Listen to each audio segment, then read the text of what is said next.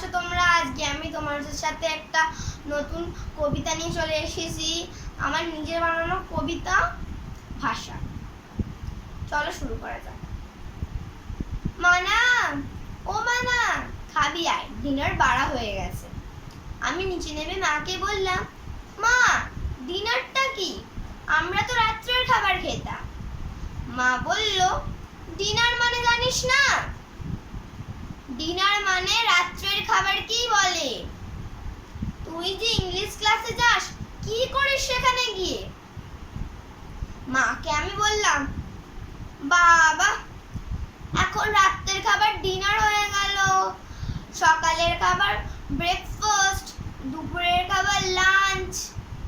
কিছুই বুঝি না তোমাদের ভাষার অদল বদল।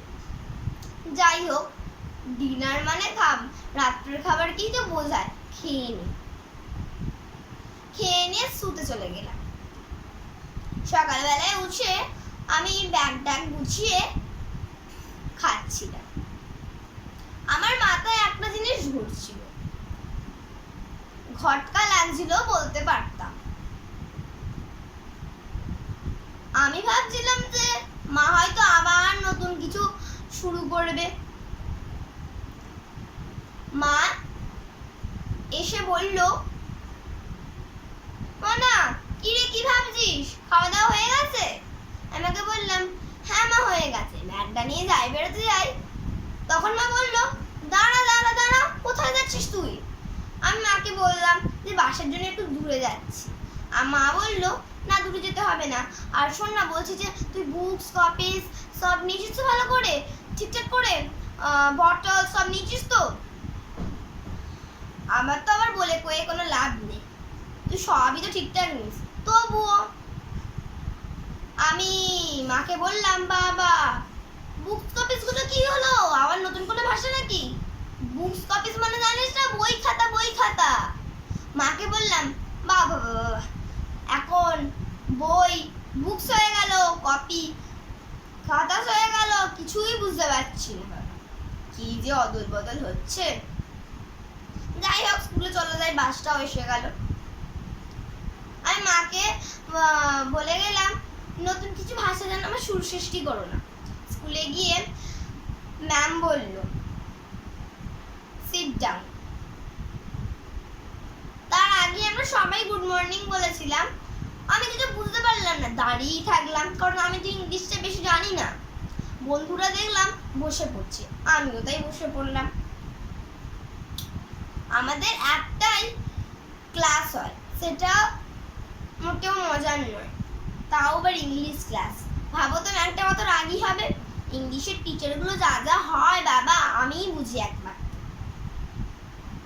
ম্যাম বলল, ক্লাস ওয়ার্ক হোমওয়ার্ক গুলো সব পড়ে নিয়ে এসেছো তো? বুকস কপিস বের করো, তোমাদের আমি কাজ দেব। আমি বন্ধুদের বললাম, কি ভাষা বলছে রে ম্যাম, কিছু বুঝতে পারছি না, একটু ভালো করে বল। বন্ধুরা বলল, আরে ঘরের কাজ আর এখনের কাজ কি বলছে ম্যাম? Homework class work. বাড়িতে গেলাম, বাড়িতে গিয়ে মাকে বললাম, ও মা এসে গেছি, খাবারটা দিয়ে দাও। আর মা বলল, তোর তো আবার লাঞ্চ দি বললে বসায় না, খাবারই বলি, দুপুরে খাবারই বলি। মাকে আমি খাওয়া দাওয়ার পরে বললাম, মা জানো ওই স্কুলে আজকে হোমওয়ার্ক ক্লাস ওয়ার্ক বের করতে বললো। এই প্রথম জানলাম কি বলে হোমওয়ার্ক ক্লাস ওয়ার্ক। মা বললো, কেন তুই জানিস না হোমওয়ার্ক মানে ঘরের কাজ, ক্লাস ওয়ার্ক মানে স্কুলের কাজ? আমি ওকে বললাম, তাই নাকি?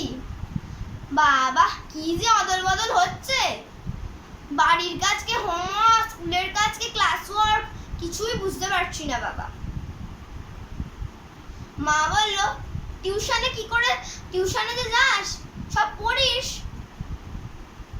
উফ কি যে হবে, এখনকার দিনে এই সবগুলো বলতে হয়।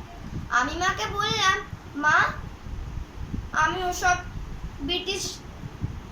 ব্রিটিশ কথা বলবো না, কারণ যখন ভারতবর্ষে ব্রিটিশ রাজত্ব করছিল তখন তো ওটা ইংলিশ ভাষাই বলতো ব্রিটিশ। তা আমরা যখন যদি বলি ইংলিশ ভাষা, তার মানে আমি আমাদের ভারত মাতাকে সম্মান করি না। ক্ষুদিরামের ফাঁসির সময় কি বলেছিলে? বন্দে মাতারাম। 17 বছর ছেলে, সে পুলিশের আগে আগে ছুটছে, যাচ্ছে ফাঁসি দেওয়ার জায়গায়। ভয় করে না তার, কারণ সে তার ভারত মাতাকে ভালোবাসে। তখন তো কেউ বলনি মা তোমরা বন্দে মাতারাম। আমি মাকে বলে চলে গেলাম। মা কিছু বললো না, কারণ মা বুঝতে পারছে আমার কথাগুলো ঠিকই ছিল। ধন্যবাদ। ভিডিওটি ভালো লাগলে লাইক আর সাবস্ক্রাইব করো। আর আজকের মতন টাটা, বন্দে মাতারাম।